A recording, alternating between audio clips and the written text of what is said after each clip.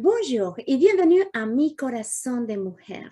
Bonjour Nelia, comment vas-tu? Bonjour Marie, comment tu vas? Très bien ma soeur, il fait un bon Je vais bien soleil. aussi. Oui, Amen. Je vais très amen. bien, merci. Très bien. Aujourd'hui, en fait, Ornélie et moi, nous avons quelque chose de nouveau à vous partager. Quelque chose que nous apprenons de jour à jour. Et on commence cette nouvelle série, si vous voulez, et on l'a titulée La puissance des paroles. Et tu peux t'abonner à notre page de YouTube, à notre page de Facebook, ou aussi nous suivre par Instagram si ça te plaît. Mais laissez des commentaires, laissez un like, peut-être une question. Et partagez aussi avec tes amis qui sont à côté de toi dans ton réseau social. Parce que Ornélie et moi, nous avons la certitude, l'assurance que de tout ce que nous avons à cœur à te partager, il est de bénédiction pour ta vie. Il est des grandes bénédictions de ta vie parce que c'est des paroles puissantes qui peuvent changer et transformer dans tous les domaines la vie de l'être humain, surtout quand il croit que c'est la parole de Dieu. Et nous savons aussi que chaque fois que le Seigneur Jésus nous parle, c'est parce qu'il veut nous amener à avoir une intimité très étroite avec Dieu Père, avec Dieu le Fils, avec le Saint-Esprit, cette amitié avec lui. Le thème d'aujourd'hui, la première partie de cette série que nous avons titulée La puissance des paroles, et chaque fois il y aura un thème. Et le thème d'aujourd'hui, c'est les paroles sont des récipientes de pouvoir. Et avant, je voudrais commencer à lire un verset qui se trouve en Proverbe 18, 21. Il dit ainsi, la mort et la vie sont au pouvoir de la langue, et celui qui l'aime mangera de ses fruits. Wow! Les paroles que nous parlons sont vraiment des récipientes qui contiennent des pouvoirs. Marcia Ronelia, qu'est-ce que tu penses? Oui, en effet. Pour commencer, nous savons que la parole de Dieu possède un grand pouvoir, mais pas n'importe quel pouvoir, un pouvoir créatif. Ouais. C'est cette parole qui nous a touchés et nous avons commencé à croire en elle. Nous devons comprendre que les paroles que nous parlons transmettent non seulement des informations, mais elles sont aussi un récipient de pouvoir spirituel. Amen. Elles ont la capacité de transmettre la foi ou la peur, les bénédictions ou les malédictions, C'est vrai. la vie ou la mort. Les gens prononcent souvent des paroles vides de sens ou parfois même inutiles. Par contre, notre Dieu ne le fait jamais. Parce que toutes les paroles de Dieu, toutes les paroles qu'il prononce ou qu'il a déjà prononcées sont pleines de foi, de vie et de pouvoir. Elles contiennent en soi le pouvoir de se manifester. Amen. Nous lisons dans Ésaïe 55, 11, je lis la parole. Ainsi en est-il de ma parole qui sort de ma bouche. Elle ne retourne point à moi sans effet, sans avoir exécuté ma volonté et accompli mes desseins. Donc là, dans ce passage, nous voyons que Dieu nous dit que sa parole ne reviendra pas vide. Chaque parole de Dieu est soutenue par sa foi et elle est pleine de pouvoir aujourd'hui comme à l'époque où elle a été déclarée. Elle a le même pouvoir aujourd'hui qu'il y a des milliers d'années. C'est-à-dire que lorsque nous lisons et croyons à la parole de Dieu, nous avons la foi. La foi de Dieu qui vient vers nous au travers de ce que nous lisons dans sa parole. La puissance de cette parole est libérée et le Saint-Esprit agit avec cette parole déclarée. Donc, la parole de Dieu est libérée par notre bouche. Et la foi de Dieu contenue dans sa parole accomplit ce pourquoi elle a été envoyée. Donc, cela s'accomplit dans le royaume naturel où nous sommes et devient ainsi une réalité dans nos vies. Amen. Amen. J'ai une question pour toi, ma sœur. Oui, dis-moi. quelle est l'importance, si tu peux vraiment nous éclairer là-dessus, sur l'importance de parler la parole de Dieu, surtout la parole écrite, bien sûr. Ouais. Tu vois, nous savons déjà que notre foi vient par la parole de Dieu. C'est ce qui nous dit Romains 10:17, que nous devons la lire, la parole, parce que ce que nous lisons, c'est ce que nous entendons, c'est la parole de Dieu, et que de là, elle vient la foi. Donc, cette parole qui nous libère, qui restaure notre corps, il est important de prier la parole, de vivre la parole. Ce qui est spirituel, il va se manifester dans notre monde naturel. C'est ce qui nous arrive lorsque nous sommes nés à nouveau. Tu vois, en Romains 10, 8 et 9, dit que c'est la parole qui est près de nous. Et que cette parole a venu une fois que nous avons entendu que quelqu'un prêchait de l'évangile. Donc, elle est venue et nous a abordés. Et c'est le Saint-Esprit qui est venu en sa parole. Il nous a convaincus des péchés, de justice et jugement. Et d'un coup, nous avons avoué. Oui, je reconnais, je suis pécheur. Mais Jésus-Christ même. Et tu commences à avouer et tu reçois Jésus. Tu crois dans ton cœur que vraiment c'est lui l'envoyé de Dieu et que Jésus-Christ il a fait tout pour toi et tu le reçois d'une manière assez instantanément et facilement. Il vient être ton sauveur. Et nous recevons cette parole, nous la déclarons et le Saint-Esprit transforme complètement nos vies d'une manière radicale. C'est tellement merveilleux que grâce à cette parole, nous sommes nés à nouveau. Quelque chose que tu as avoué. Quelque chose que tu as avoué parce que tu l'as cru. Alors, réfléchissons. Comment est-ce que cette parole peut-elle sauver nos vies? Et c'est simple.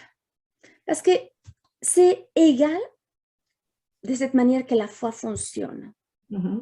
En recevant à Jésus, nous recevons le salut merveilleux et d'une manière complète. Parce que simplement, j'ai parlé, j'ai avoué, en croyant. D'abord, j'ai pensé, j'ai commencé à croire. Sa pensée a descendu dans mon cœur. Il m'a fait croire. Et ce qui m'a fait croire, il a sauté pour ma bouche et j'ai commencé à avouer et à croire que Jésus-Christ est. Donc, ma parole a venu à se faire une parole vivante avec la parole de Dieu que j'ai accueillie dans mon cœur. Amen. Donc, d'un coup, je commence à déclarer cette parole. Amen. Parce que je viens de la recevoir. Et de la même manière, je peux parler par rapport à une guérison, par rapport à une situation financière, quelle que soit ma situation que je suis en train de passer. Je juste me positionne en ce que je crois. Je réfléchis, je lis la parole de Dieu. Je suis en train de réfléchir en elle. Je pense. Ces pensées viennent, s'imprègnent en moi. Tu vois, Proverbe 23:7 dit que l'homme est ce qu'il pense. Donc, je commence à me nourrir de la parole de Dieu où il me voit, il me dit que je suis sainte, que je suis parfaite, que je suis déjà guérie, ou que par sa divine présence, j'ai déjà tout ce que j'ai besoin pour vivre. Et je réfléchis, je pense, et sa pensée vient descendre dans mon cœur. Et d'un coup, de mon cœur, je commence à croire de plus en plus. Et ce que je crois, je commence à le parler. Parce que c'est comme ça. C'est comble la parole, ce que dit en Romains 10. Tu vois? Et surtout, nous venons à nous positionner en ce qu'a dit Jésus-Christ. Jésus-Christ a dit, tout est accompli. Waouh, c'est merveilleux. Tout englobe tout. Et je crois personnellement en ce pouvoir qui me permet de rétablir des mariages, de transformer des vies, de libérer la vie d'une personne et de mener une vie sainte et de s'affranchir de toute maladie. Nous pouvons parler des paroles de vie, des paroles de bénédiction, des vérités qui sont dans la foi. Et c'est nous qui portons tout ça quand nous commençons à croire la parole de Dieu. Et ces paroles viennent et commencent à être nous sommes comme un récipient que nous commençons à porter cette parole. La parole de Jésus-Christ, il rentre de son royaume spirituel, vienne. Et nous commençons à nous nourrir de ce qui est écrit dans la parole de Dieu. Tu vois, en Jean 10, il dit que nous avons une vie abondante et que c'est lui qui est venu à nous donner cette vie. Je commence à me nourrir de ça. Et cela va finir à se manifester dans mon royaume naturel, ou dans mon monde où je vis, ce monde physique. Je ne parle pas simplement pour le parler, mais comment tu as pensé, tu as réfléchi, tu as commencé à te nourrir. Et ça commence à travailler dans ton cœur parce que le Saint-Esprit fait ça aussi. D'un coup, tu commences à parler avec une compréhension. Et tu comprends parce que tu as commencé à accepter la vérité. Je suis tout à la fait. Par ces blessures, je suis déjà guérie. C'est lui qui m'a comblé de bénédictions. Tu commences à avoir cette compréhension parce que tu acceptes que ça, c'est vraiment la réalité. Et tu commences à le parler librement. Et d'un coup, sans te remarquer, en fait, ta pensée vient de s'aligner avec tes paroles, avec ce que tu parles. Et d'un coup, tes paroles, ils sont aussi en train de s'aligner à ce qui est écrit dans la parole de Dieu. Je suis victoire parce que le victorieux habite en moi. Amen. Je suis la justice de Dieu parce que c'est lui qui me fait sa justice. Je ai le ministère de Jésus-Christ de réconcilier les autres avec Dieu parce que c'est lui qui m'appelle, que j'ai le ministère de réconciliation. Et, en d'autres termes, toi et moi, nous avons le pouvoir d'apporter des changements dans notre vie. Amen. En parlant avec notre mot, avec notre bouche, des paroles de vie, des paix, des bénédictions, des paroles qui viennent remplir notre cœur. Tu vois, si on est triste, si on est dans la panique, dans l'angoisse, il y a le Psaume 91 et on dépose, on repose. On est là, couvert par les ailes del Tout-Puissante. Ces paroles viennent à être comme une nourriture de jour à jour en nous. Et ça provoque un réfléchissement. C'est quelque chose qui vient être comme une parole réma, si tu veux, dans ton cœur. Il s'agit de donner l'importance à la parole de Dieu.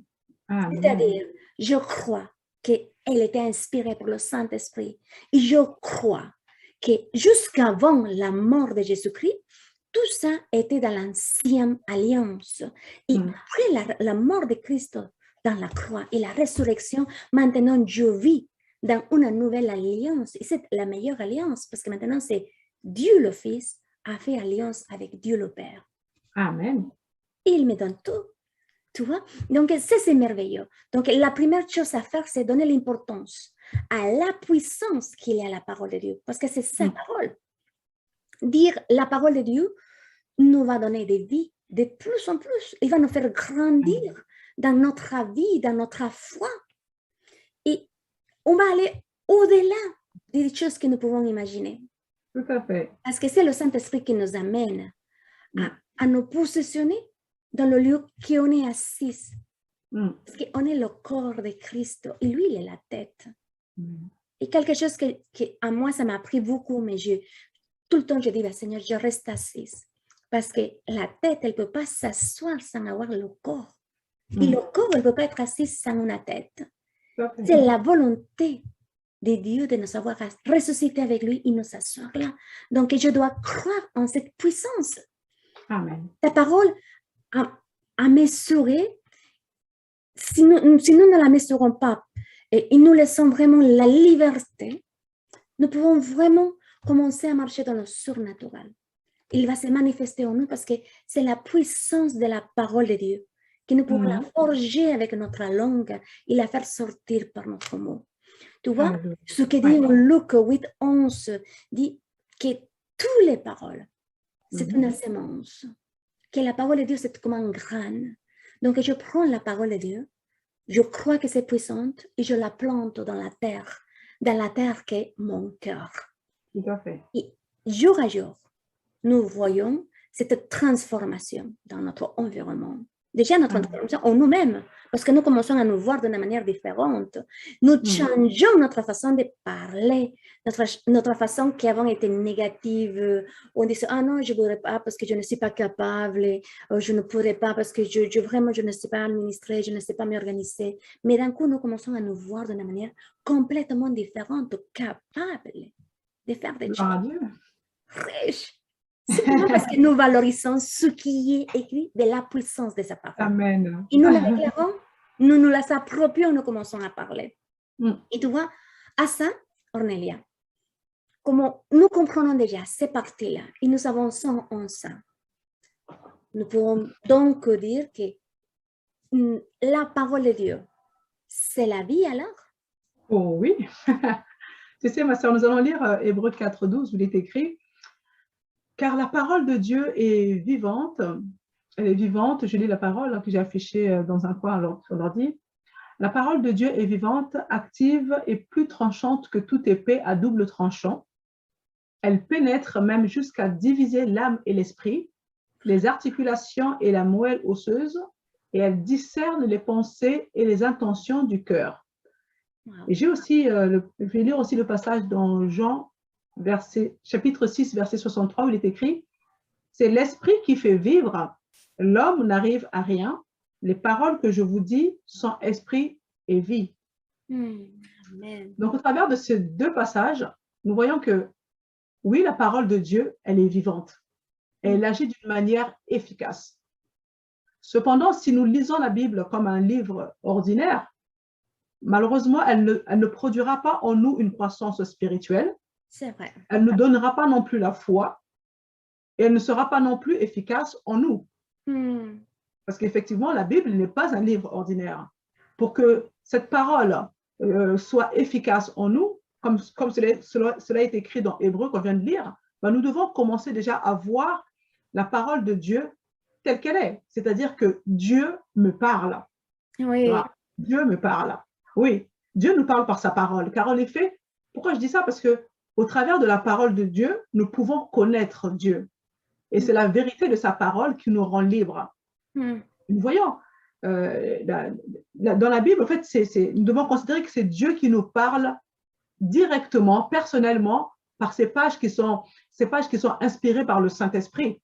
Il est écrit dans 2 Timothée 3,16 que toute écriture est inspirée de Dieu et utile pour enseigner, pour convaincre, pour corriger, pour instruire dans la justice. Amen. Donc, nous devons recevoir la parole de Dieu comme si c'était lui-même qui nous parlait directement à notre cœur, afin que cette parole devienne comme une encre dans notre cœur et qu'elle y reste surtout. Hein? Donc, la parole de Dieu doit habiter, elle doit habiter dans nos cœurs, car c'est la vie pour nos corps. Hein? Cela est écrit dans Proverbe 4:22. Les paroles de Dieu elles sont pas démodées, elles ne sont pas mortes. Bien au contraire, la parole de Dieu, elle est vivante, elle est très efficace. C'est elle qui nourrit notre esprit. Elle nourrit notre esprit et c'est grâce à la parole de Dieu que nous pouvons renouveler notre façon de penser. Donc, il est important que nous puissions garder précieusement la parole de Dieu dans notre cœur. C'est un rafraîchissement pour nous, c'est un médicament pour notre corps. Amen. Et c'est vraiment, c'est plus qu'un traitement.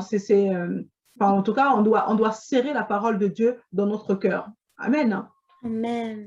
Amen. J'ai une petite question à te poser, ma sœur, c'est comment faire pour que la parole de Dieu soit productive dans notre vie? Dans notre vie. Voilà. Parce que c'est bien de mettre en pratique la parole, mais comment faire pour qu'elle soit productive dans notre vie? Oui, tout ça. Et moi, je te parle d'abord toujours de moi.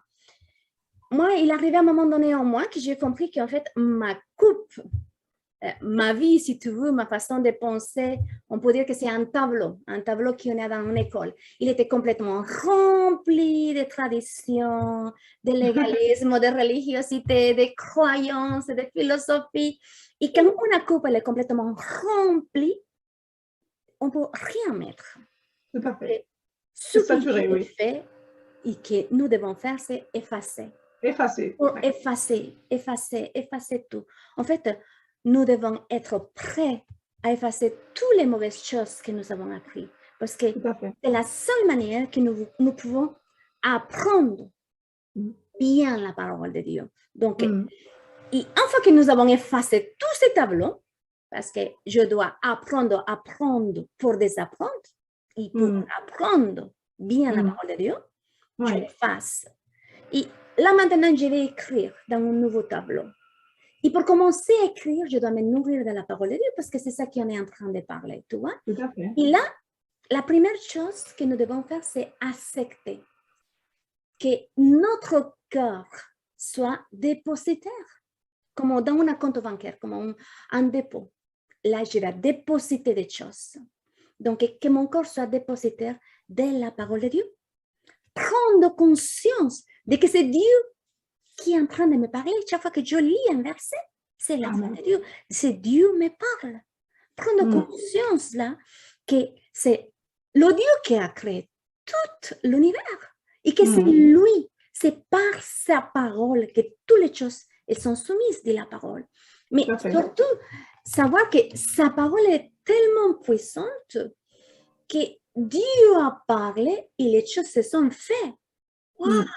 Il a juste parlé, que ce soit là, que ça fasse la lumière, que ça fasse quelque chose. Dieu a parlé.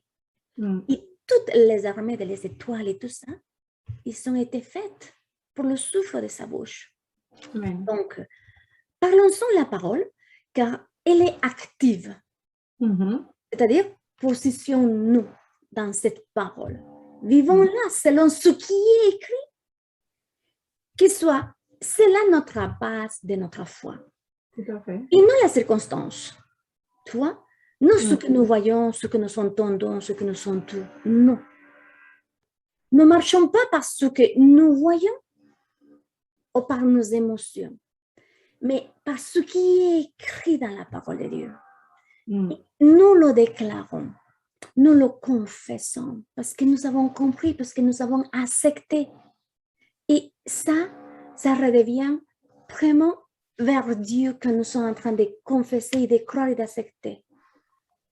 Parce que je suis en train de dire Amen. Et mon Amen, c'est une acceptation. Et mon acceptation de dire, wow, je crois et j'accepte tout ce que Jésus-Christ a fait pour moi. Amen. Je dis Amen et j'accepte cet Amen bien et c'est uni à ce que Dieu a déjà dit, je veux te bénir. Tu vois, ce que dit en Jean 6, 63, qu'on va le lire, elle dit, c'est l'esprit qui donne la vie. La chair ne profite à rien. Les paroles que je vous ai dites sont esprit et vie. Donc, là, Jésus est celui qui est en train de parler. Il a dit que ces paroles, les paroles qu'il parle, sont vraiment vie. Et c'est une parole qui donne vie. Et c'est l'esprit qui va le profiter. Souviens-toi qu'avant d'avoir une âme et un corps physique, la réalité, c'est que toi et moi, Ornelia, on est un esprit. Amen. Et cet esprit est venu être un avec l'esprit de Christ quand nous sommes unis à lui. Donc, c'est là que l'esprit est édifié quand je reçois et je commence à croire tout ce que j'ai déjà. Et tu-même, tu l'as déjà lu, mais c'est ce que dit en Isaïe 55, verset 10. Et tu vois, au début de ce verset-là, il commence à dire qu'en fait, ainsi comme la pluie tombe, il vient à nourrir la terre. Et du coup, la terre, elle va produire. Elle va donner une semence. Et après, cette semence va donner un fruit qui va venir être une nourriture. Ensuite, elle dit, c'est de la même façon ma parole. C'est Dieu qui est en train de parler. Elle dit, ma parole, je l'envoie. Et elle ne va pas revenir vers moi sans avoir accompli l'objectif. Pourquoi je l'ai renvoyé? Il ne va pas revenir vide. Wow, ça c'est merveilleux. C'est merveilleux de savoir ce que dit en Somme 107, 20. Et il a envoyé sa parole. Et sa parole est venue, il nous a libérés de la mort, de la ruine. Et en Jean chapitre 1, nous voyons que la parole était au début avec Dieu et que la parole en moment est venue être chère. Jésus-Christ même. Donc, cette parole ne revient jamais vide vers Dieu. Et quand il retourne vers Dieu, c'est après d'avoir accompli sous le propos, l'objectif, pourquoi Dieu l'avait envoyé. Alléluia. Ça, c'est Jésus-Christ même. Et nous l'avons tout en Jésus-Christ. Donc, apprenons à croire à sa parole, en sa parole, à la méditer, à la garder dans notre cœur, à nous approprier. Pour que c'est de cette façon qu'il va porter fruit. La parole est accomplie dans nos vies. Cela peut habiter aussi dans notre cœur, ma sœur. Que penses-tu? Amen. Il est vraiment très important, frères et sœurs, de garder précieusement le dépôt de la parole, de la semence de Dieu, afin que nous puissions porter du fruit pour notre Seigneur. Amen. Faisons un pas de foi, les amis. Ouais. Après avoir suivi cet échange avec Marie, méditez un petit peu dessus et réfléchissons un instant aux paroles insouciantes que nous prononçons et cessons de le faire. Car nos paroles contiennent un pouvoir, une puissance qui peut être bonne ou mauvaise. Donc, nous devons mettre un frein à notre bouche. Le diable n'a aucun pouvoir créatif. Et la Bible nous dit qu'il rôde comme un lion rugissant, cherchant qui dévorer. Et le diable sait que les mots qui sortent de la bouche d'un enfant de Dieu ont de la puissance. C'est vrai. Oui. Alors, si vous ne faites pas attention aux mots que vous libérez de votre bouche, alors l'ennemi s'en saisira et il les utilisera contre vous. Surtout si vos mots sont chargés de malédiction ou de crainte. Prenons donc le temps de faire des projets avec la parole de Dieu en nous. Et à mesure que nous croyons en ce que nous disons, nous commencerons à la déclarer et à prononcer des paroles de paix, des paroles de paix pour notre vie, bien sûr, pour nos enfants, pour nos familles, des paroles de guérison pour notre corps, des paroles de bénédiction, de prospérité, d'amour, tel que cela est écrit dans la parole de Dieu. Ouais. Quand nous comprenons ce que Jésus a fait, quand nous réalisons combien notre Dieu est merveilleux, nous avons cette assurance, nous avons la certitude de déclarer toutes ces promesses parce que Jésus-Christ a payé le prix. Amen. Il a payé le prix. Alors, prenons l'habitude de déclarer ces paroles de foi, de bénédiction pour tous ceux que nous aimons chaque jour de la semaine, même à raison de 3 fois par jour, comme si vous preniez un traitement médical. Vous voyez, quand le médecin vous dit de prendre un traitement le matin, midi, soir, faites exactement la même chose pour la parole de Dieu. Amen. Comme si vous suiviez un traitement médical. Soyez assurés que cela portera ses fruits, car Dieu est fidèle, il se tient derrière sa parole pour l'accomplir. Sa parole, comme nous l'avons lu tout à l'heure, sa parole ne repart pas à lui vide. Ce qu'il dit s'accomplira. Amen. Dieu, il dit et la chose arrive. Ouais. Et notre Seigneur qui nous aime tant, il a parlé des paroles d'amour, de paix, de justice pour nos vies. Alléluia. Amen. Donc vraiment, nous vous encourageons à faire attention aux mots que vous libérez de vos bouches parce qu'il y a de la puissance et un pouvoir qui accompagne les mots que prononce un enfant de Dieu. Amen. Amen. Chers amis, si vous ne connaissez pas encore le Seigneur Jésus, si vous n'avez pas encore donné votre vie au Seigneur, c'est le moment. Il n'est jamais trop tard. C'est le moment. Ouvrez votre cœur à Jésus-Christ. À la fin de cette vidéo se trouve une prière que vous pouvez utiliser pour pouvoir déclarer votre flamme à notre Seigneur Jésus-Christ, qui est un Dieu grand, qui est un Dieu tout-puissant, qui est un Dieu merveilleux, le Dieu incomparable et insondable, le Dieu qui sauve, qui guérit, qui restaure, qui délivre. Alléluia. C'est lui seul. C'est Jésus-Christ seul. Il n'y en a point d'autre. Alors les amis, n'hésitez pas, c'est le moment. Ouvrez votre cœur et Dieu vous aime. En Jésus-Christ, nous sommes déjà bénis et on vous dit à très bientôt. Nous vous aimons. Bye bye. Bye bye.